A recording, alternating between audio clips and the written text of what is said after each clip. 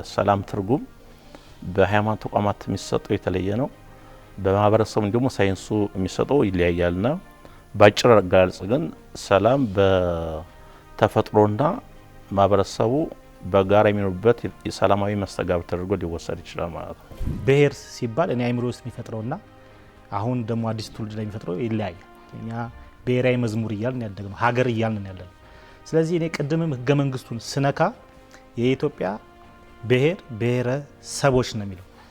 ሰብ የምትለዋ ቃል ትንሽ ሀገሮች ብሎ የተነሳ ስለሆነ ሀገርነ ተብሎ የተነገረው ህዝብ ሀገር ለመሆን ነው የሚያስበው። ወደ ግጭት ሳይገባ በፊት እኮ ሰላሙ ሊናጋ የሚችልባቸው ብዙ ነገሮች አሉ መጠናት ያለባቸው ኢንዲኬተርስ አሉ እኮ ችግሮች ከመምጣታቸው በፊት። ሁለት ጫፎች ነው የሚባሉ የኢትዮጵያዊነት ኢትዮጵያኒዝምና የብሔር ጉዳይ እና እነዚህ ጉዳዮች በጣም በቀላሉ ሊታረቁ የማይመስሉ ግን የተወጠሩ ጉዳዮች ናቸው። ምናልባትም ሴንሲቲቭ ስለሆኑ በቀላሉ ወጣቱን ሌላውን የኤሊቱ አካባቢ ሁሉም ባይሆን ሞቢላይዝ ለማድረግ በጣም ትልቅ መሳሪያ ሆነው ያገለግላሉ ማለት ነው።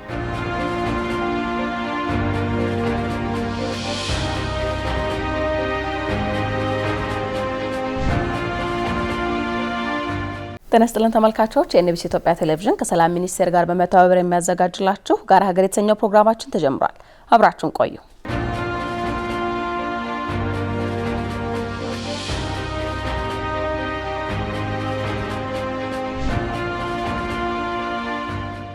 በዛሬው የጋራ ሀገር ፕሮግራማችን ደግሞ ልናተኩርበት የወደድነው ርዕሰ ጉዳይ ሰላምን ማስፈንና የጋራ ሀገር ግንባታ የሚለው ነው የሚሆነው። እንደሚታወቀው እንግዲህ ሰላም ከሌለ ልማት የለም፣ ዲሞክራሲም የሚታሰብ ጉዳይ አይደለም። በዚህ ጉዳይ ላይ ደግሞ ውይይት እናደርጋለን። እንዲሁም ደግሞ ግጭቶችን ማስወገድ እንዴት እንችላለን፣ ሰላም አማራጮችን መጠቀምስ እንዴት ያስችለናል፣ ህገ መንግስታዊ መርሆችን የተከተለ ሀገረ መንግስትና ብሔረ መንግስትን መገንባት እንዴት እንችላለን በሚሉት ርዕሰ ጉዳዮች ዙሪያ ውይይት እናደርጋለን። እዚህ ደግሞ አብረው ሊወያዩ እንግዶች ያሉኝ እንግዶቼ ዶክተር አወቀ አጥናፉ በሰላም ሚኒስቴር የሰላም ግንባታ ዋና ስራ አስፈጻሚ ናቸው። እንዲሁም ደግሞ ዶክተር ራሄል ባፌ የኢትዮጵያ ሶሻል ዲሞክራት ፓርቲ ሰብሳቢ ናቸው። አቶ ኤርሚያስ ተገኔ ደግሞ የአብን ወይም ደግሞ የአማራ ብሔራዊ ንቅናቄ አመራር ናቸው። እንግዶች ሆናችሁ ስለመጣችሁ ሶስታችሁንም ከልብ አመሰግናለሁ። እንግዲህ ዛሬ መረጥነው ጉዳይ ስለ ሰላም ነውና ሰላም ደግሞ ብዙ ባለት የማያልቅ እንዲሁም ደግሞ ለአንድ ሀገር ጸንቶ መቆም ሉዓላዊነት መከበር ወሳኝ ሚና እንዳለው እሙን ነው። ሰላም እንዴት ይገለጻል? በእናንተ አገላለጽ እንዴት ይገለጻል ከሚለው አንስተን እንጀምር። ከዶክተር እንጀምር። በጣም አመሰግናለሁ። እኛም እንደ ሰላም ሚኒስቴር ከኤንቢሲ ጋር መሰረታችን ደስተኛ ነን። የሰላም ተልዕኮ በባህሪው አእምሮ ላይ ያተኩሮ የሚሰራ ስለሆነ ሚዲያ ለኛ ትልቅ ቱል ስለሆነ በጣም አመሰግናለሁ። እንግዲህ ሰላም በአጭር ጊዜ መግለጽ የማይቻልም እንዳየ አካባቢ የተለያየ ትርጉም አለው። በማህበረሰብ ሳይንስ እንደሚታወቀው አብዛኛው በሰዎች የሚሰጡት ትርጉም ነው ህግጋቱ የሚወሰነው እንጂ ወጥ የሆነ ትርጉም የለውም። በሃርድ ሳይንሱ አንድ ሲደመር አንድ ሁለት ግልጽ ነው። ነገር ግን ይሄ የሰላም ትርጉም በሃይማኖት ተቋማት የሚሰጠው የተለየ ነው። በማህበረሰቡ ደግሞ ሳይንሱ የሚሰጠው ይለያያልና ባጭር አገላለጽ ግን ሰላም በተፈጥሮና ማህበረሰቡ በጋራ የሚኖርበት የሰላማዊ መስተጋብር ተደርጎ ሊወሰድ ይችላል ማለት ነው። ሰላም ሲነሳ የሁሉም ነው የሚሆነው። ሰላም ለነገሮች መሰረት ነው። ላይክ እንዴት ነው ሰላም ማለት እኮ ከግለሰብም ጀምሮ ውስጡ ሲያርፍ ሲረጋ መረጋጋት ሲፈጠር ማለት ነው። ያ የሚፈጠረው ምንድነው? ይሄ የሚያስጨንቅ ነገር እንደገና እረፍት የሚነሳ የሚያሳስብ ነገር የሚያጋጭ ነገር ሳይኖር ሰላማዊ የሆነ ዙሪያ የሚፈልግ ነገር ነው። ያ ማለት ሰላም የተያያዘ የዙሪያ ሰርክል ያለው ነው። እንደገና ደግሞ እርካታን የሚያሳይ ነገር፣ እርጋታን የሚያሳይ ነገር፣ ለሌላ ነገር ለማንኛውም ለመነሳሳት መሰረት የሚሆን ነገር ነው። ስለዚህ ብዙ ትርጉም ነው ያለውና ብዙ ትርጉም መስጠት ይቻላል። ስለዚህ ሼር እናደርጋለን የምናነሳውን ነገር ማለት ነው። ሰላም ሁለንተናዊ ሰላም ከግለሰብ እስከ ሀገር አልፎም ድንበር ተሻግሮ እስከ ዓለም ድረስ የሚያስፈልግ ሁኔታ ነው ስንል ከግለሰብ ስናስብ እንግዲህ ስፒሪቹዋሊም ሜንታሊም ፊዚካሊም ተጽዕኖ ሊያመጣ የሚችል አንድ ሰው የውስጥ ሰላም ከሌለው ከውጪም ከሌላ ሰው ጋር ሊኖር የማይችል በዋናነት ሰላም ከግለሰቡ ከአይምሮ ከውስጥ ከመንፈሱ የሚነሳ ከዛ ወደ ቃላት የሚመነዘር ከዛ ፊዚካል አታክ ውስጥ የሚከት ነገር ነውና ስለዚህ እኛም እንደ ፓርቲም ይሁን እንደ ግል ወደ ተቋማዊ አደረጃጀት ውስጥ ስንገባ ስለ ሰላም አሳስቦን ሰላም ከሁሉ በላይ ቅድሚያ የሚሰጥ በመሆኑ ሰላምን ለማምጣት ሁሉም በገባው በተረዳው ልክ የሚተረጉመው ቢሆንም ነገር ግን ሰላም አይደለም ለሰው ልጅ ለእጽዋትም የሚያስፈልግ ነውና ከዚህ አንጻር የሰላም ሁኔታ ዋናና አንገብጋቢ አጀንዳ እንደሆነ ነው የምንረዳው። መልካም እንግዲህ ጥሩ ሀሳቦችን አንስተናል። ያው ስለ ሰላም ብንተነትነው አያልቅም። ብዙ ሀሳቤም ብዙ አመለካከትም አለው። ነገር ግን ያለ ሰላም ደግሞ መቆምም መቀጠልም አንችልም። አገር እንደ ሀገር መቀጠል አንችልም። ግለሰብም ደግሞ ሰላም ካልሆነ ቀደም ሲልም እንደተባለው ሰላማዊ ኑሮ ከሌለ ሰላም የሆነች ኢትዮጵያንም ለትውልድ ማሸጋገር በጣም ከባድ ነው የሚሆነው። ከዚህ አንጻር ኢትዮጵያ እንደውም የባህላዊ ግጭት አፈታቷ ወይም ደግሞ የሰላም አማራጮችን መጠቀም ሂደቷ ቀደም ሲልም የምናውቃቸው ናቸው። በተለያዩ ስርዓቶች በጣም ጥሩ የሚባል ነው። እግርና እግርም ይጋጫል ይባላል።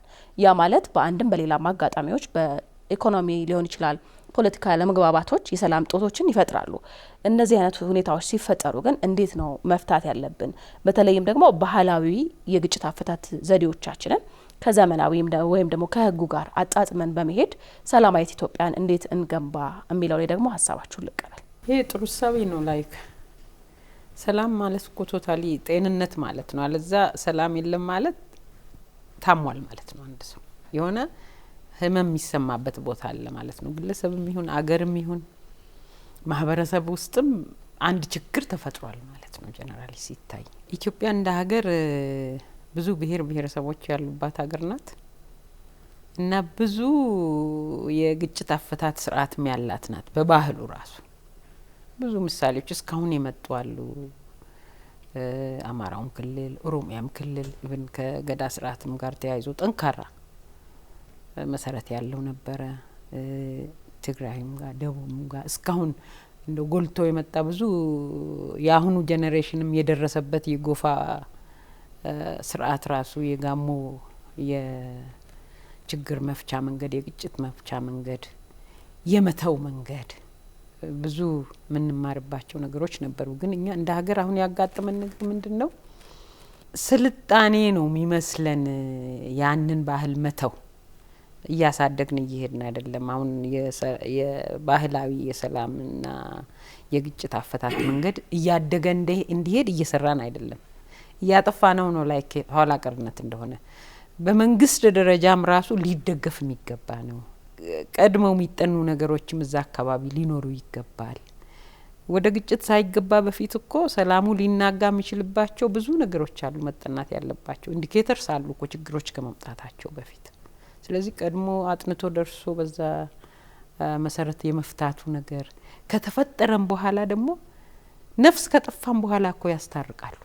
ብዙ መንገዶች አሉ። ኢኮኖሚካል ችግሮች የሚፈቱባቸው መንገዶች አሉ በባህላዊ። ከዛ አልፎ ሄዶ እስከ ህይወት መጥፋት በደረሰ ጉዳይ የሚፈቱባቸው መንገዶች አሉ። እነዚህን ሁሉ እያሳደግን አልመጣንም። ኢብን ለሲኒየሮች ለሽማግሌዎች ቦታም እየሰጠናቸው አይደለም። አሁን ላይክ አልፎ ባህል ቁጭ በላ አይነት ነገር ባህል ውስጥ ገባን። የመደማመጥ ነገር ሁሉም ደረጃ በደረጃ እነሱም ደጀን ካልሆኑ ወጣቱ ብዙ ነገር ያመልጠዋል። ላይክ ትምህርት ብቻ ሳይሆን እኮ ህይወት የሚያስተምረው ብዙ ነገር አለ አንድ ሰው ሰብአዊ ሆኖ ሲመጣ እና በቲኦሪ መማርና ደግሞ ኖሮ ማየትም ይለያያል።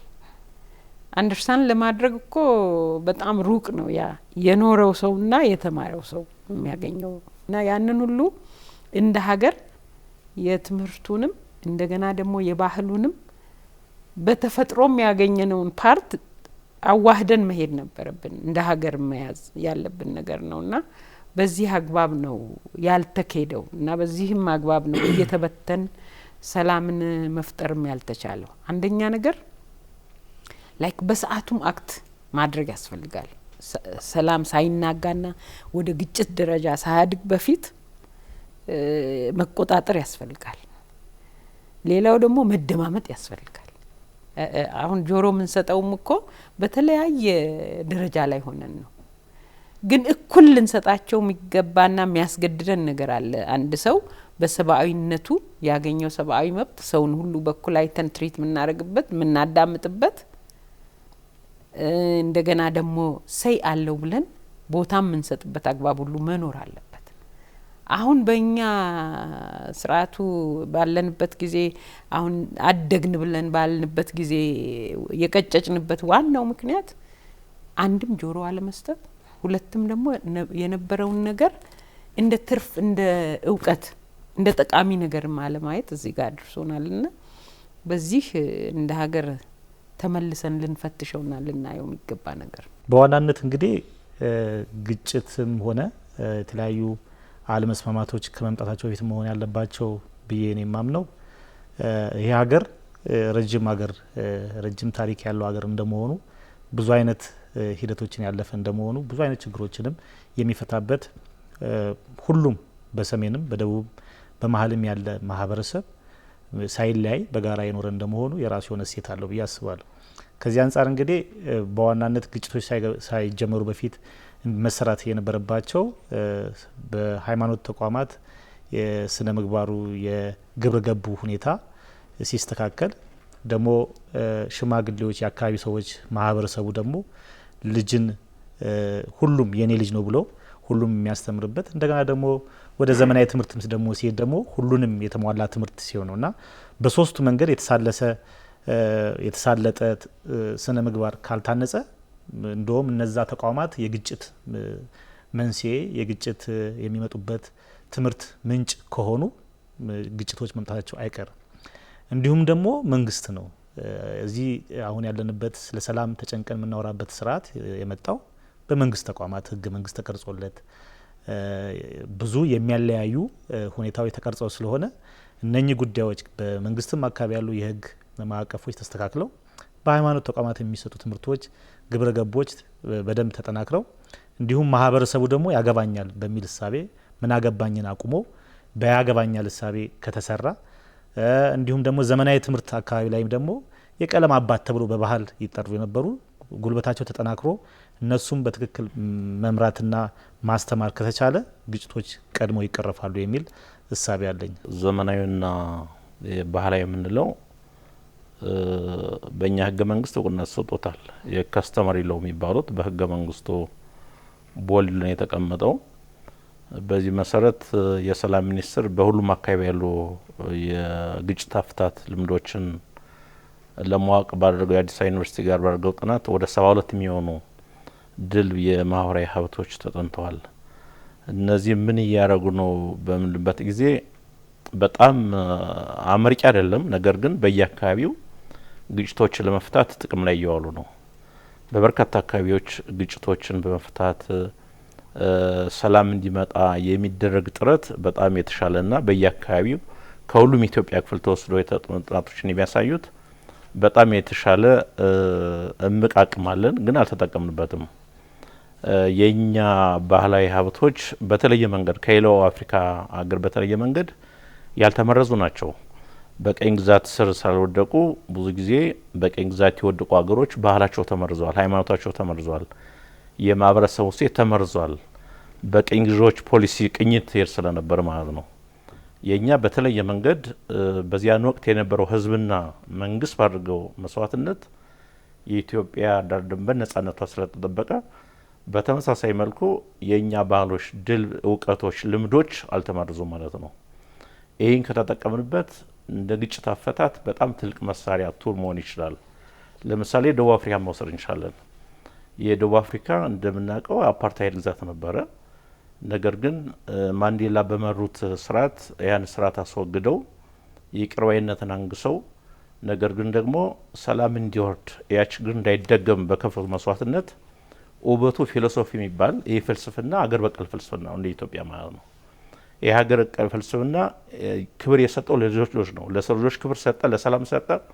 ከምንም በላይ ለሰው ልጆች ክብር በሚል መርህ ላይ ተመስርተው ብቸኛ ባይሆንም በደቡብ አፍሪካ ውስጥ ለመጣው ትልቅ ለውጥ የተረጋጋ ሰላም፣ የኢኮኖሚ የተረጋጋ እንዲፈጠር ያደርገው ይሄ ፍልስፍና ስለሆነ እኛ እንዲያውም በንጽጽር ያልተመረዘ ባህል ስላለን ይህን ባህል ብንጠቀምባቸው ቅድም እንዳሉት ውይይትን መሰረት አድርገን ብንሄድ አሁን የተጀመረውን የሰላም ጅማሮ ማጎልበት እንደሚቻልና የማህበረሰቡን አቅም አሟጦ መጠቀም እንደሚቻል ማረጋገጥ ይቻላል።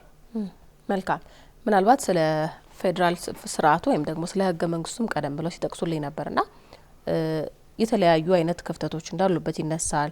ከዛውም ልክ ደግሞ ደካማ ጎን እንዳለው ሁሉ ደግሞ የሚደገፍም ጎን ስርዓቱ በራሱ መኖሩ የሚደገፍ እንደሆነም በተደጋጋሚ ይነሳል። ይህንን ህገ መንግስታዊ ሚናን ወዴት እንውሰደው? ወደ ሰላም ማስፈን እንውሰደውና ህገ መንግስታዊ መርሆችን የተከተለ የሀገረ መንግስት ግንባታ በተለይም ለሰላም መረጋገጥና ለህግ የበላይነት መስፈን የሚኖረውን ሚና አስተዋጽኦን እናንሳ። አጠቃላይ በሀገራችን ላይ ያለው የግጭቶች መንስኤ አሁን ያለው ህገ መንግስት ነው ብለን ነው የምናምነው። ይህም ምን ማለት ነው? ከትርክቱ አንስቶ ቅድም ሲነሳ ደቡብ አፍሪካ በቅኝ ግዛት ውስጥ በነበሩበት ሰዓት የአፓርታይድ ስርዓት ስለነበረ ጥቁሮችን ያገለለ የነጮች የበላይነት የገነነበት ስለነበረ ጥቁሮች ላይ በደል ይደርስ ነበረ። ሌላ ናሬሽን። እኛ ሀገር ደግሞ ሀገራችን ዳር ድንበሯን ጠብቃ ከውጭ ወራሪ ራሷን ጠብቃ ለአፍሪካዎችም ነጸብራቅ የሆነች ሀገር ዓለምንም ወደ ልባቸው እንዲመለሱ ወደ አይምሯቸው እንዲመለሱ ምክንያት የሆነች ሀገር ነች ብለን የነጻነት ቀንዲል ብለን ምንኮራባትን ሀገር በሌላ ናሬሽን የሆነ ብሔር ሌላውን ባህላዊ የሆነ ማህበረሰብ ወሯል፣ አንድ ባህል ሌላውን ወሯል በሚል ናሬሽን የተቃኘ ህገ መንግስት በመሆኑ እንዲሁም ደግሞ ኢትዮጵያ ብዙ ሀገር ነበረች ብሎ ዳር ድንበር ሰርቶ ባንዲራ አቁሞ የእርስ በርስ ግጭት አንደኛው መጥቶ ነው አንተ ደሃ ይሆንከው መሬትን ወስዶ ነው በሚል የተቃኘ እንደሆነ ይታወቃል። ከዚህ አንጻር ሀገረ መንግስት ግንባታ ይቺ ሀገር የዛሬ ሀገር አይደለችም፣ ወይም የ27 ዓመት ሀገር አይደለችም። ሞደርን የሚባለው ከመመስረቱም በፊት በባህላዊ ሲኖር የነበረ የዘመናት ከ3000 በላይ እስከ 5000 ሀገረ መንግስት ታሪክ ያላት ሀገር ናት ተብሎ የሚታመን እንደመሆኑ ዛሬ የተጀመረ አይደለም። ስለዚህ የገባንበት ችግር ህግ ተቀርጾለት ያለ ስለሆነ ይህንን ደግሞ ቁጭ ብለን በጋራ የሚስተካከልበትን መንገድ አንዱ በአንዱ ጫማ ውስጥ ሆኖ የአንዱን ችግር ለመረዳት በሚያስችል ክፍተት ልቦናውን ከፍቶ በመደማመጥ በጋራ ማስተካከል ያስፈልጋል እንጂ ከሞላ ጎደል የሰብአዊ መብቶች ህጎቹ የሚታወቁ ዓለም አቀፍ ህጎች ናቸው፣ የወንጀል መቅጫዎቹ ምናምን። ነገር ግን ሀገርን የሚያይበት መነጽር ግን ትክክል አይደለም። ያወጡትም ሰዎች የሀገሪቷን ጥቅም ለሌላ አካል አሳልፎ የሰጡ ወደቡን ማየት ይቻላል። እንዲሁም ደግሞ በዛ በነበረው የ30 ዓመት ትርክት ውስጥ ቅኝ ግዛት መገዛትን የሚናፍቅ በተገዛን ኖሮ የሚል ትውልድ ያለበት የራሱን እሴት የጣለ ሽማግሌዎች የማይከበሩበት ቅድም ስናነሳቸው የነበሩ የእርቅ ማምጫ መንገዶችን የናቀ አታቅም ዝምበል የሚል ትልልቅ ሰዎች የማይደመጡበት ትውልድ እንዲፈጠር ሆኗል። ይሄ የሆነው ምንድነው? እሱ ኢቭን ከሱ ወንዝ ከሱ ክልል ውጪ የሱን ተመሳሳይ እንኳን ባህል ያለውን ማህበረሰብ እንደ ሩቅ የሚያይ ከወንዝ ተሻግሮ ሌላ ማዶ ላይ ማየት የተሳነው ትውልድ የተመረጠው። ከዚህ አንጻር የህገ መንግስቱ ክፍተቶች ብዙ ናቸው። ስለዚህ ምንድነው እሱ መሆን ያለበት? እዚህ ውስጥ የገባ ነው በህግ ማዕቀፍ ከሆነ ከዚህ የምንወጣው አሁንም በሌላ ህግ ማዕቀፍ ህጋችንን ማህበራዊ ውላችንን አሻሽለን በጋራ የምንፈልጋትን ጠንካራ ሀገር ኢኮኖሚዋ የዳበረ ሰላሟ የተጠናከረ ሀገር ለመስራት የገባ ነው በምንድን ነው ብሎ ማጥናት ያስፈልጋል። ለምንድን ነው እዚህ ችግር ውስጥ የገባ ነው? ትውልዱ ለምንድን ነው እዚህ አይምሮ ላይ የደረሰው?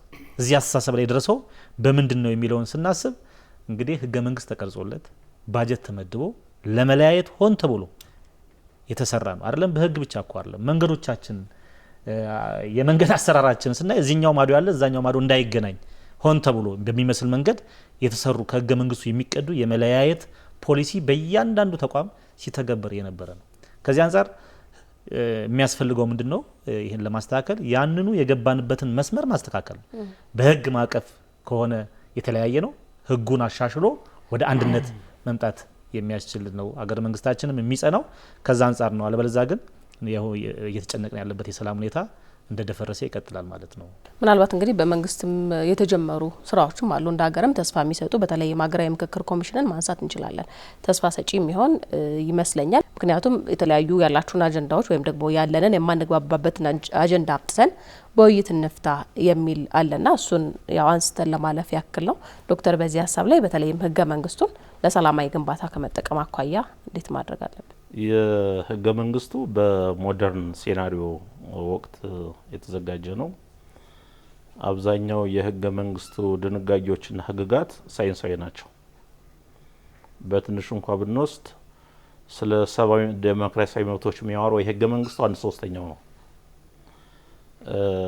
ከዚህም ጋር ተያይዞ በህገ መንግስቱ ያው ስልጣን የተገደበ ነው። የተገደበ ስልጣን አለ። ሁለተኛ የሀብት ክፍፍል አለ። በኢትዮጵያ ኮንቴክስት አብዛኛው የግጭት ምንጭ የሀብት በጋራ ለመጠቀም ነው። የሪሶርስ እጥረትም አለ። ነገር ግን አብዛኛው ሪሶርሱን በጋራ ተስማምቶ ያለመጠቀም ነው መሰረታዊ ችግሩ። ይህ ህገ መንግስቱም ያስቀምጣል። የሰብአዊ መብቶች ድንጋጌም ያስቀምጣል። እኔ እንደነሱ መስማማው የህገ መንግስቱ ዩናኒመስሊ ሁሉም ሰው ላይስማማበት ይችላል። ከኔ ጀምሮ የሚስተካከል ፓርት መኖር አለበት። አብዛኛው የህገ መንግስቱ ችግር የሉበትም። ግን አተገባብሮ ላይ በሚኖር ሬጉላሪቲ ወይም ደግሞ ወጣ ገባ በሚኖር ያተገባበር ስርዓት ላይ ችግሮች አሉ። ማህበረሰቡም ያነሳል። መንግስትም እንደ መንግስት በሂደት በራሱ ስርዓትና አሰራር ይስተካከሉ የሚያሰውን ያስበታል እገምታለሁ። ይህ እንደተጠበቀ ሆኖ ግን በህገ መንግስቱ መሰረት ህገ መንግስቱ የሰላም ምንጭ ነው። አብዛኛው መርሆች ህገ መንግስት በባህሪው ሶሊድ ነው፣ በጣም አብስትራክት ነው።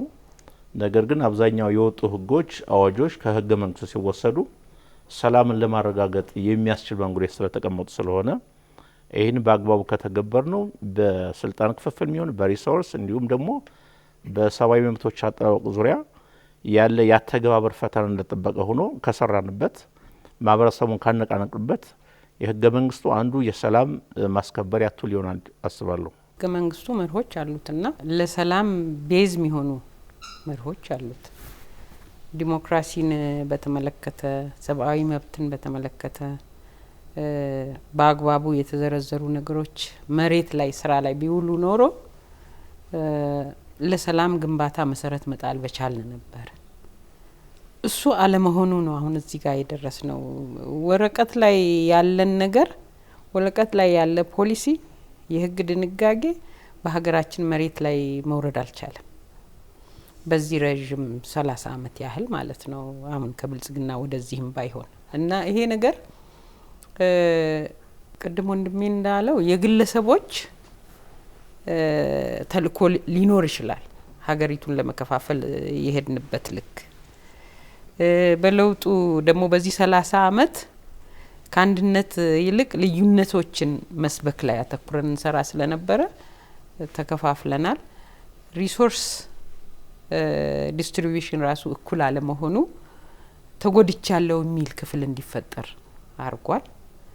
ይሄም አሁን እንደው ስፔሲፊክ የህገ መንግስቱ ችግር ሳይሆን የተወሰኑ ግለሰብ ባለስልጣናት፣ ግለሰብ አመራሮች ላይ በጣም ፎከስድ የሆነ ስራ ነው። እነዚህ ነገሮች ሀገራችንን በእጅጉ ከፋፍለው ሰላም ማሳጣት ችለዋል። ይሄ ኮምፕሌንት እስካለ ድረስ ተበድያለው የሚልና የሚበድል አካል ሪሌቲቭሊ እስካለ ድረስ እየተራራቀ ይሄዳል።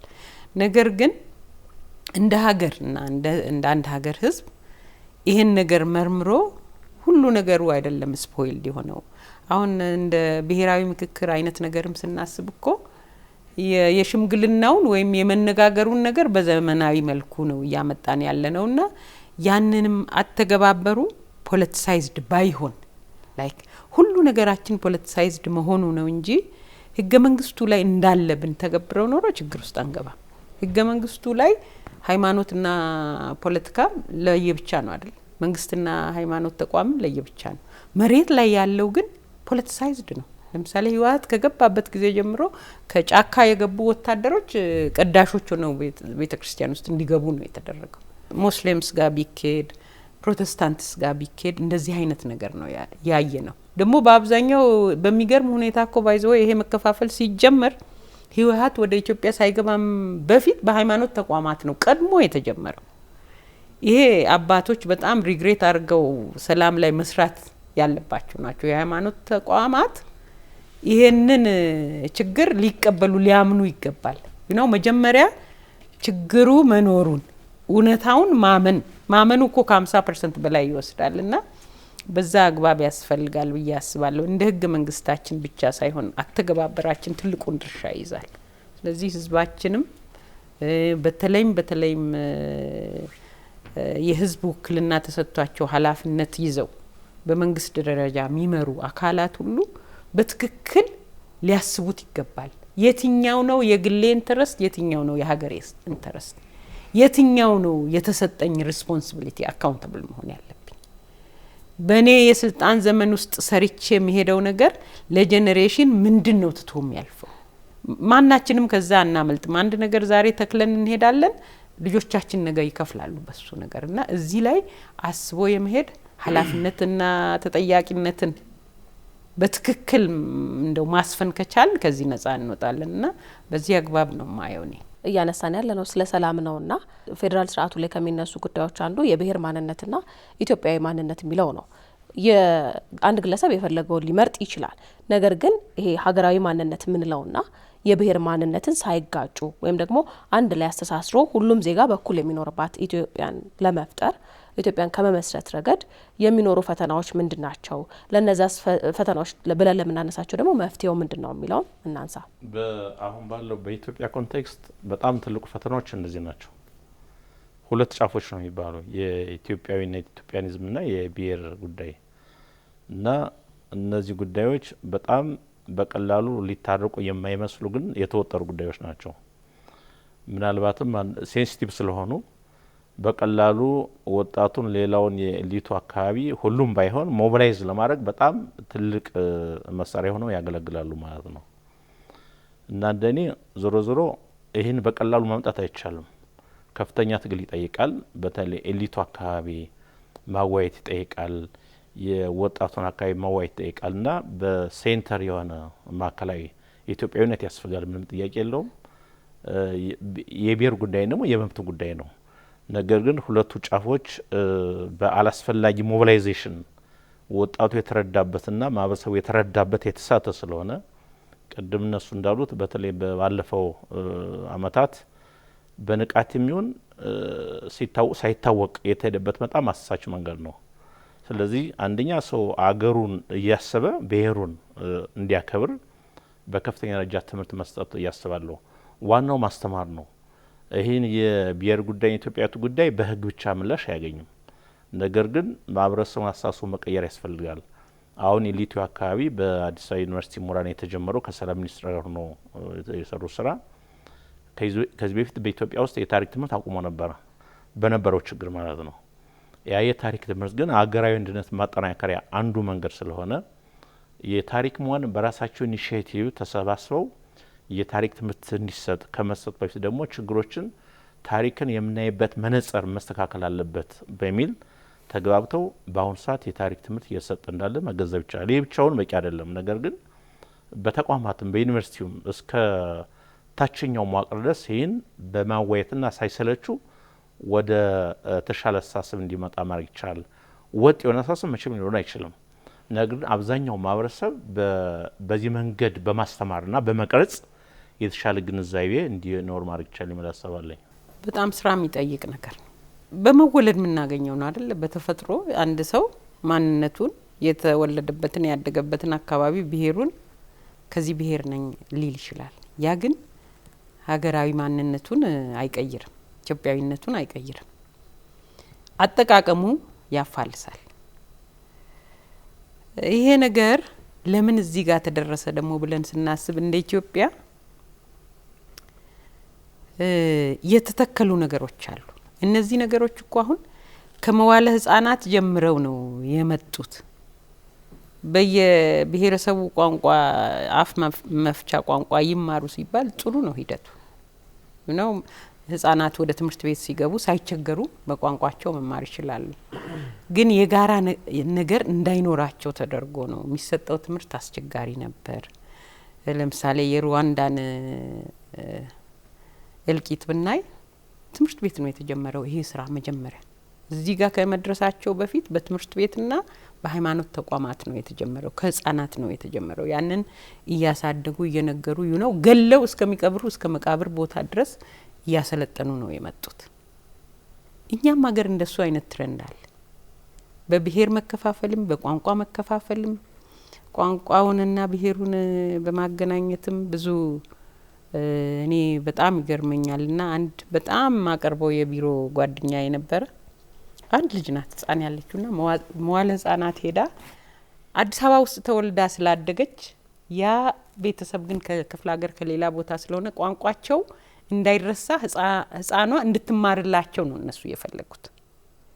እና ቤት ስትመጣም በዛ ቋንቋ ይመክራሉ። ትምህርት ቤት ሄደውም ከዛ ሊቀበሏት ምናምን አንድ ቀን አባቷን በሱ ቋንቋ ልታናግረኝ የምትመጣ ከሆነ ትምህርት ቤት አትምጣ፣ እኔ በእግሬ እመጣለሁ፣ አንተ ቤት ሁን አትምጣ አለች።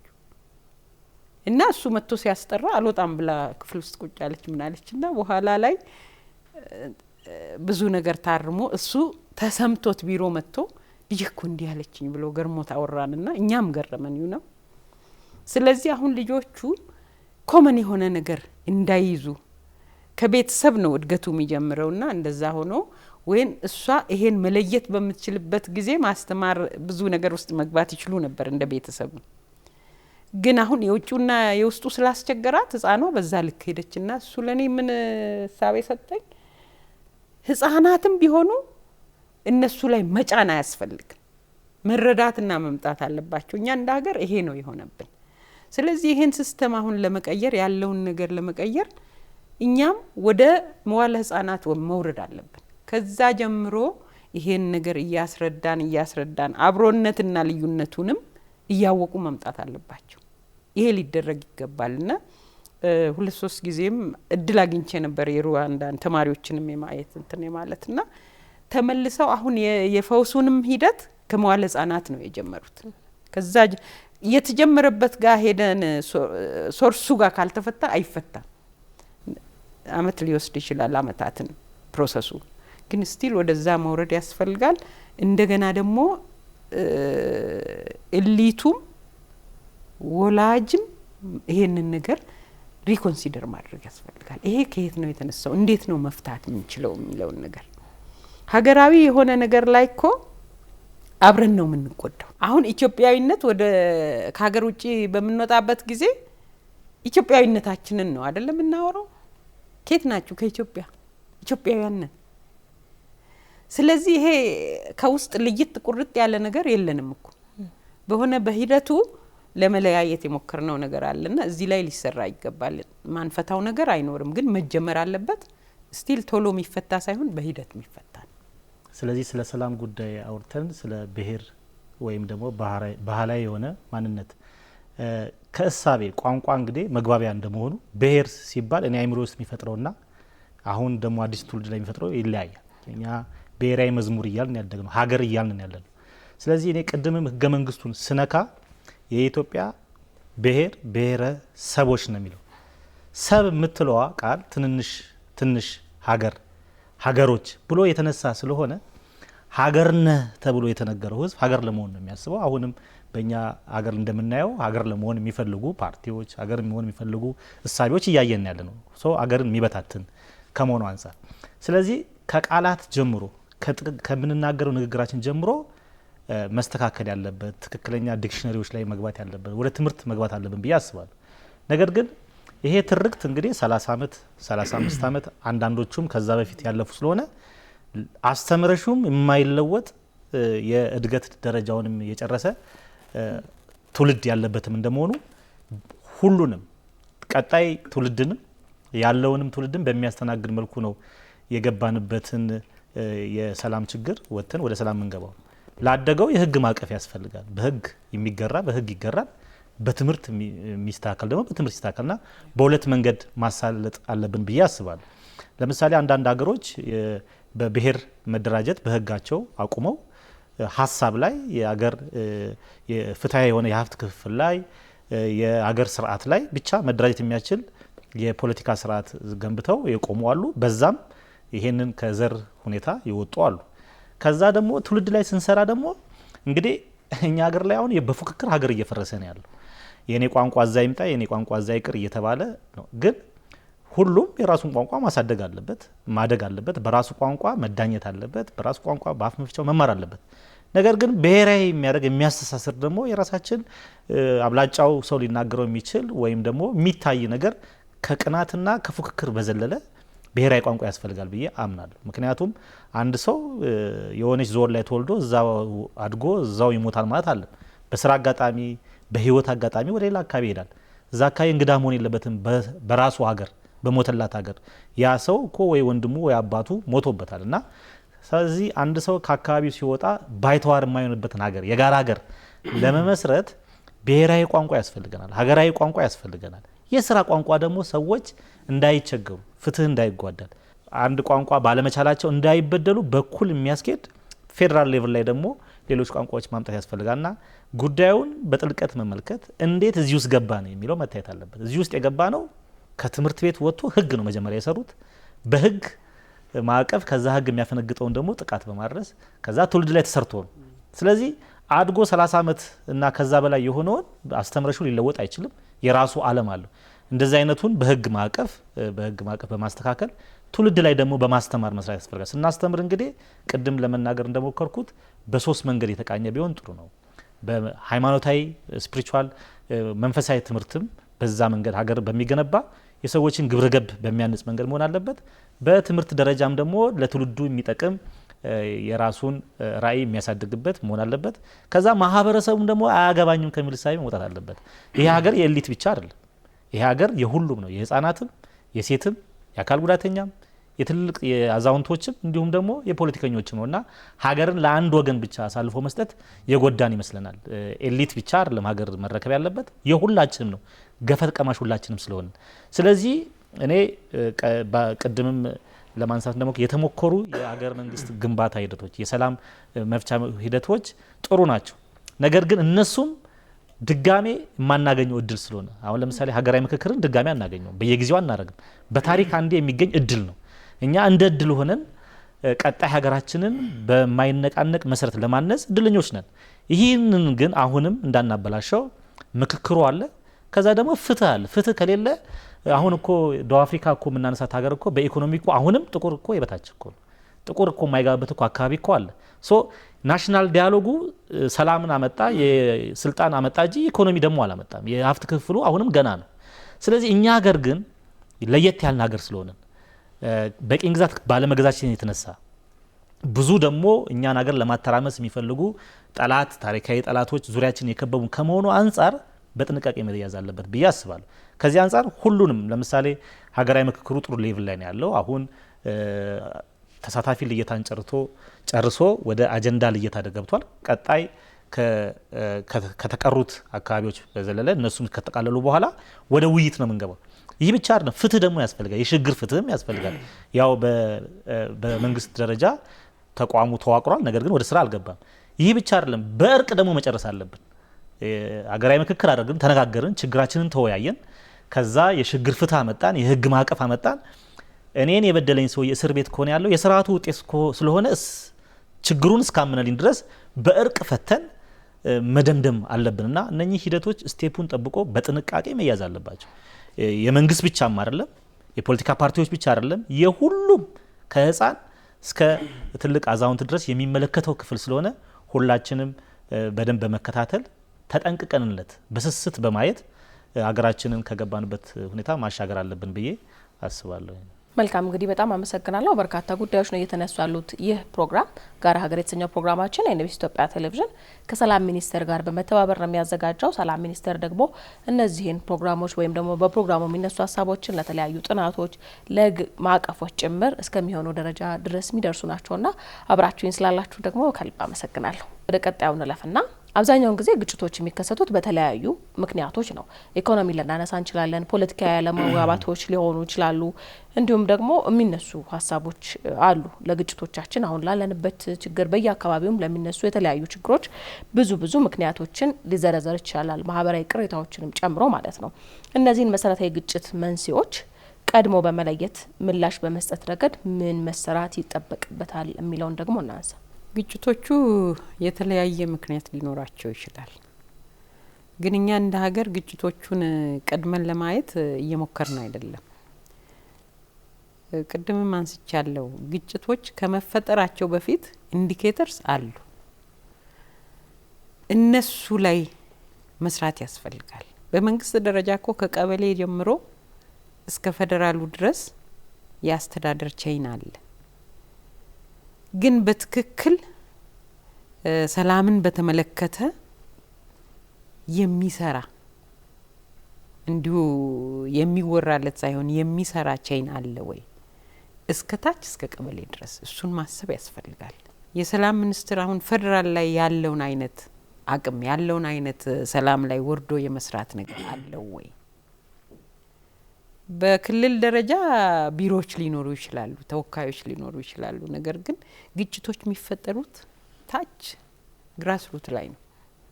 ህዝቡ ህብረተሰቡ ባለበት ላይ ነው። ላይም ሊፈጠር ይችላል። ግን ቤዚካሊ ሀገር የሚያፈርሱ አብሮነትን የሚበትኑ በአብዛኛው ከታች ነው የሚነሱት። ኢኮኖሚካል ሊሆን ይችላል። በአብዛኛው በእኛ ሀገር የፍትህ እጦት፣ የሪሶርስ ክፍፍሉም ተገቢ ሆኖ ለሁሉ እኩል የሚያዳርስ አለመሆን፣ እኩል የሚታይ አለመሆን፣ እንደገና ደግሞ እንደ ሀገር ለየክልሎች ለመሬት ብሔር የመስጠታችን በራሱ መሬት ብሔር አለው አሁንና በቃ ስንሄድ ይሄ የኦሮሚያ መሬት ነው፣ ይሄ የአማራ መሬት ነው፣ ይሄ የትግራዊ ነው፣ ይሄ የደቡብ ብሔረሰቦች ክልል ነው። ብዙ እንደዚህ መሰል ነገሮች፣ ይሄ የሶማሌ የአፋር፣ እነዚህ ሁሉ ግጭት እንዲፈጠር ያደረጉ ናቸው በየመገናኛቸው። ልክ የውጭ ሀገር ድንበር የሀገር ድንበር እንደሆነ እስከሚታሰብ ድረስ እነዚህ ነገሮች በርካታ ናቸው መጠናትና መታየት ያለባቸው። ስለዚህ እነዚህን ነገሮች ቀድሞ ለመከላከል መፍትሄ ለመስጠት እንደገና የችግሮችን አዝማሚያ አይቶ ለማዳመጥ ጆሮ የመስጠት አቅምም ለመፍጠር ስም ብቻ ይዘን የሰላም ሚኒስትር እዚህ ጋር መስርተን ከምንቀር እዚህ ጋር ተደራጅቶ ከሚቀር የሰላም ሚኒስትር እስከ ቀበሌ ያለ የሚሰራ ቼይን ሊኖረው ይገባል። ከዛ ሪፖርቶችም እንደገና ፕራክቲካሊ የሚታዩ ነገሮችም ይመጣሉ፣ በዛ ይፈታል። ከፍ ባለ ደረጃ ደግሞ ለምሳሌ ከፖለቲካ ፓርቲና ከመንግስት መሀል ያሉ ግጭቶች ይኖራሉ። ከተለያዩ ታጣቂዎች ጋርም አሁን የተፈጠሩ እንደዚህ አይነት ግጭቶች የሚመጡት ደግሞ ምንድነው? በመንግስትና በተገልጋዩ ህብረተሰብ መሀል መደማመጥ ሲታጣ። ለምን መደመጥና ሰብአዊ መብቱን የመጠቀም እኮ ይሄ በተፈጥሮ ሁሉም እኩል ያገኘው ነው። ትንሽ ወይም ትልቅ ስለሆነ እሊት ወይም ገበሬ ስለሆነ እሊት ወይም ነጋዴ ስለሆነ ፖለቲሻንና ያኛው በመሆኑ ብቻ አንድኛው ሳይድ የሚያጣው መብት አይደለም ይሄ። ስለዚህ ሊደመጥ ይገባል። ከዛስ መነጋገር ይገባል። አንነጋገርም አንደማመጥም፣ ከዛ በኋላ ወደ ኃይል እንሄዳለን። እነዚህ ነገሮች ሊቀረፉ ሊሰራባቸው ይገባል እና እኛ አሁን በጣም እንደ ሀገር ፌስ እያደረግን ያለንባቸው ዋና መስመሮች እነዚህ ይመስሉኛል። የገባንበት መንገድ ለመውጫችንም በር ይሆናል ብዬ ነው ማስበውና ግጭቶች እንደየ አካባቢው ይለያያሉ። ለምሳሌ ደጋግሜ ማህበራዊ ውላችን ላይ ፎከስ ማድረገው ለምሳሌ የሀገሪቷ ማህበራዊ ውል አለ፣ ደግሞ የክልሎች አለ። የሀገራዊ ማህበራዊ ውሉን ህገ መንግስቱን ክልል ላይ ሲሄድ ይጣሳል። የትኛውም ኢትዮጵያዊ በፈለገው አካባቢ ተንቀሳቅሶ የመስራት መብት ሲኖረው ደግሞ ታች ደግሞ ለሆነ ብሔር መሬት ይሰጣል፣ ለሆነ አካባቢ ገድቦ ይዛል። ከዚህ አንጻር ራሱ የህግ ማዕቀፉ ግጭት ፈጣሪ ነው ብዬ ነው ማስበው። ከዛ በኋላ እንግዲህ ደግሞ ያው የፍትሃዊ የሀብት ክፍል አለመኖር ነው። አሁን እንኳን ባሳለፍናት በዚህ 10 አመት ውስጥ እንደፈለጉ ተነስ ረብሽ ብለው የሚቀሰቅሱ ሰዎች የፈለገ ቢጮ የማያገኝ ስራ ፈት የነበረ ማህበረሰብ ስለነበረ እንደፈለጉ ይቀሰቅሱት ነበር። አሁን ወጣቱ ከሞላ ጎደል ወደ ስራ ሲገባ የተወሰነ እንደፈለጉ ማዘዝ ላይችሉ ይችላሉና ፍትሃዊ የሆነ የሀብት ክፍል ያስፈልጋል። የሀሳብ ነጻነትም ደግሞ መዳበር አለበት። የሀሳብ ነጻነት ሰዎች ውስጡ አብሰክስኮ ወደ ፓወር ወደ ኃይል ከመቀየሩ በፊት አውርቶም እኮ ሊተነፍስ ይችላልና የሀሳብ ነጻነት የፖለቲካ ምህዳሩ በፌዴራል ሌቭል ላይ ያለው እዚህ የምንወያየው ውይይት እስከታይ መውረድ አለበት። አንደኛ የውይይት ባህላችንን በቅርብ የተጀመረ ነው። አብሮ መቀመጥ፣ አብሮ መስራት ያሉት ነገሮች ቅርብ የተጀመሩ ናቸው። እነኚህ ነገሮች እስከታች መውረድ አለባቸው። አብሮ መታየት በራሱ እነሱ አብረው እዛ ቁጭ ብለው እኛን እንዴት የሚል እሳቤ ስለሚመጣ አብሮ መታየቱ በራሱ የራሱ የሆነ ዋጋ አለው። አብሮ መስራት፣ አብሮ መነጋገር፣ ውይይቶችን ደግሞ የትኛውንም ውይይት ደግሞ በጠረጴዛ ቁጭ ብሎ ለመስማት ዝግጁ መሆን፣ ልብን ማስፋት ያስፈልጋል እና የግጭቶች የሚፈጠሩት የውይይት መድረክም የመተንፈሻ መድረክም ባለመዘጋጀቱ ሰዎች ወደ ግጭት ይመጣሉ። አንዳንዱ ደግሞ እንግዲህ የመንግስት የመጀመሪያ ስራው የአካባቢውን የዳር ድንበሩን ሰላም ማስጠበቅ ነውና በእኛ ሀገር ላይ እያየን ያለነው መዳከሞች አሉ ከሰላም ማስጠበቅ አኳያ። ስለዚህ ሰላሙን ራሱ ህዝቡ ለማስጠበቅ በሚሄድ ሰዓት ላይ ያው ኮራፕሽኖች ይኖራሉ፣ የጥቅም ግጭቶች ይኖራሉ፣ ግጭቶች ይመጣሉ። እነኚህን እንግዲህ ለማጥፋት የመጀመሪያው ነገር የውይይት መርሃ ግብሮችን እስከታይ ድረስ ማውረድ፣ ሸፊ ሽፋን ለሰላም የሚጠቅሙ ውይይቶች የሰላም መድረኮችን እስከታይ ድረስ ማውረድ ተጀምሮ ነበረ፣ ግን ቀጣይነት የለውም። ለዚህ ነው የተቋም ገለልተኝነት እስከታይ ድረስ ለምሳሌ የምናውቀው በሰላም ሚኒስቴርም ሲሰሩ የነበሩ እስከ ቀበሌ እስከ ወረዳ ድረስ እነዛ ነገሮች አሁን ከዘመኑ ጋር ተያይዞ ዘመኑ የአጭር ነገር የትግስት ማጣት እርካታ ማጣት ላይ ያለ ስለሆነ ውትወታው ቀጣይነት ያለው መሆን አለበት። የሰላም ውትወታው ከቀበሌ እስከ ወረዳ ድረስ የትኛውንም አደረጃጀት ይዞ መጓዝ አለበት። የተጀመሩ የዩኒቨርሲቲ ተማሪዎችን ነጻ እነዚህ በጎ እንትኖች ናቸው። ነገር ግን የአካባቢው መዋቅር የታችኛው የዞን የወረዳ መዋቅር በላይኛው በፌዴራል ደረጃ ባለው መዋቅር ልክ ለሰላሙም ለውይይትም በራቸው ክፍት ስላልሆነ ያ ነገር ቀጣይነት ምክንያቱም ሰላም ችግር የሚያመጣው ታች ነው፣ ህዝብ ያለው ታች ነው። ቀበሌ ላይ ወረዳ ላይ ያለው የመዋቅር ሁኔታ የሰላሙን በር ራሱ ግንዛቤ ያለው አመራር አለ ብለን አናምንም። ከዚህ አንጻር የተበተኑትን እንኳን ልጆች እንኳን በአግባቡ ያለመያዝ ችግር ያ ሂደት እንኳን እስከማቆረስ የተቋረጠ እስኪመስል ድረስ ነው ያለው ሂደትና ስለዚህ ምንድነው መሆን ያለበት የሰላሙ ሁኔታ የእያንዳንዱ ቤት ጉዳይ መሆኑ ሀገር ደግሞ የሁሉም ባለቤት መሆኑን አይቶ የሁሉንም ደረጃ በእርግጥ ሪሶርስ ይጠይቃል፣ ሀብት በጣም ከፍተኛ ሀብት ይጠይቃል እናውቃለን። ነገር ግን ከዚህ በላይ ከሰላም በላይ ሌላ አጀንዳ ስለሌለ የሰላሙ ሁኔታ የሚመጣበት ችግር ታውቆ ያንን ለመፍታት ደግሞ እስከታይ ድረስ መስራቱ ቅድሚያ የሚሰጠው ነው ብዬ አስባለሁ። በሰላምና ደህንነት አስተምሮ አንድ ሳይንስ አለ። ለግጭት ነጠላ ምክንያትም የለውም ነጠላ መፍትሄም የለውም የሚለው እና ብዙ ዳይናሚክስ አለ ለግጭት ሊሆን የሚችል ነገር። ሲጀመር ግጭቶች ሁሉ ጎጂ አይደሉም። በሀሳብ ግጭት ሀሳብን በሀሳብ ማሸነፍ መለመድ ያለበትና በሲቪክ እንዲሁም በማረም መለመድ ያለበት ነው። ጎጂ የሚሆነው ይሄ ወደ ቫዮለንስ ሲቀየር ነውና ሁልጊዜ ግጭቶች በሳይንሱ በኦኒየን ሞዴል በሽንኩርት ቅርጽ ይመሰላል። እንደገና ደግሞ የኮንፍሊክት ይባላል። ይህን የሚያስቀበጥ ምክንያቱም ዋናው ምክንያት ምንድነው? ፕሪንሲፕሉ ግጭት ብዙ ምክንያቶች አሉ፣ የተደራረቡ ምክንያቶች አሉ ብሎ ስለሚያስቀምጥ ነው። ለምሳሌ አንድ ሽንኩርት ብዙ ላየር አለው። አንዱ ሲላጥ ሌላ ይቀጥላል። እንደያለ ብዙ ማከል ነጯ ራሱ ማከል እና የዚህ ዋናው ሜሴጁ ምንድነው? ግጭት ብዙ ምክንያቶች አሉ ተብሎ ይወሰዳል። ስለዚህ አንዱን ችግር ብቻ መፍታት መፍትሄ ያመጣል ማለት ነው። ቅድም እንዳሉት የግጭት ዛፍ የሚባለውን ደግሞ በስትራክቸራል መዋቅራዊ ችግሮች አሉ፣ የፕሮክሲሜት የሚባሉ ነገሮች አሉ። ያን ባጭሩ ጊዜ መግለጽ ሊከብድ ይችላል። ዞሮ ዞሮ ግን የመዋቅራዊ ችግሮች አሉ በየትም አካባቢና እነዚህን ችግሮች በምንወስድበት ጊዜ ለግጭት በእኛ ኮንቴክስት በኢትዮጵያ ኮንቴክስት እነሱ ዶክተር እንዳሉት የተፈጥሮ ሀብት ዋናው የተፈጥሮ ሀብት ነው። ይሄ ሪሰርች ቢካሄድም ባይካሄድም የምናውቀው ነው። ለምሳሌ የተፈጥሮ ሀብት ከቦታ ቦታ ይለያያል።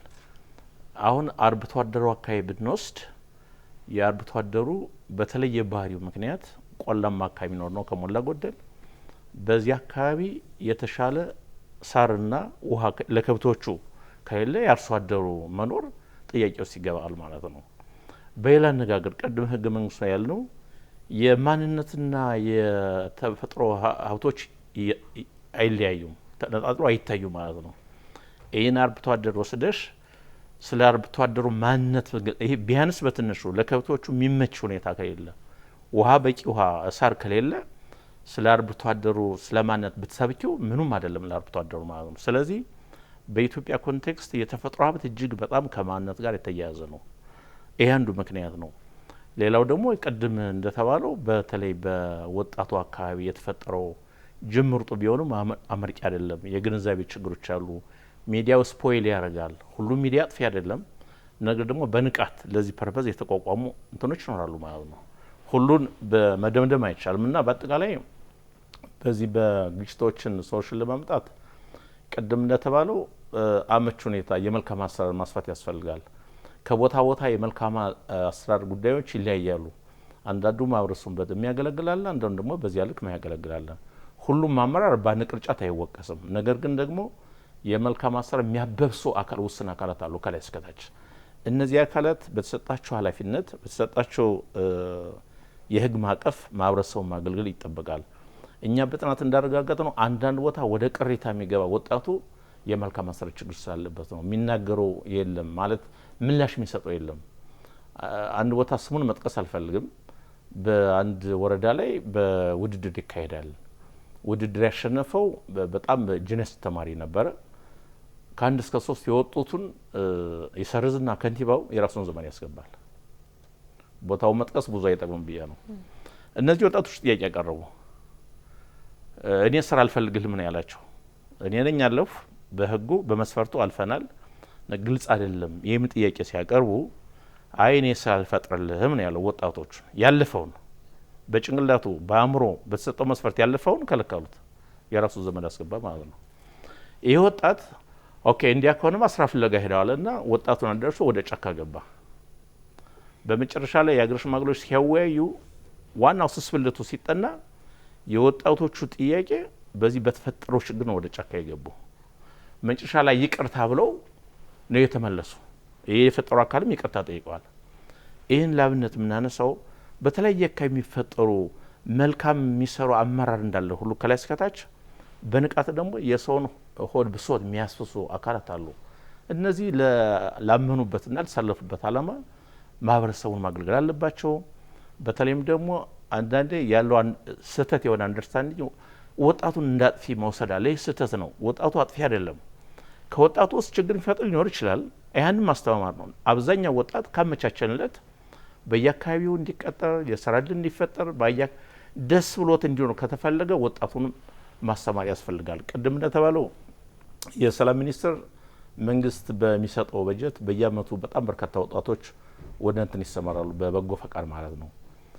ይማራሉ፣ ይሰለጥናሉ። ኮሌጆች ቁጭ ከሚሉ እነዚያ እንደገና ለስተኛ ስልጠና በመስጠት ያንዳንዱ ስልጠና በመስጠት ማህበረሰቡን እንዲያገለግሉ በሄዱበት አካባቢ ድልድይ መስራት፣ መንገድ፣ በጎ አድራጎት ስራ፣ እናቶችን የማገልገል አቅመ ደካማ በማገልገል ከፍተኛ ስራ እየሰራ ነው ያለው። ዋናው የዚህ ዓላማ ምንድን ነው? ይሄ ሶሻል ሰርቪስ መስጠት አይደለም ዋናው ዓላማ። ግራጁዋሊ ግን የሶሊድ ፋውንዴሽን የአገራዊ አንድነት አገራዊ መግባባት እንዲመጣ እነዚህ ወጣቶች የራሳቸውን በጎ ነገር እንዲያርጉ፣ በዚህም በጣም ተጨባጭ ውጤት መጥቷል። ግን አጥጋቢ አይደለም፣ ጊዜ ይጠይቃል።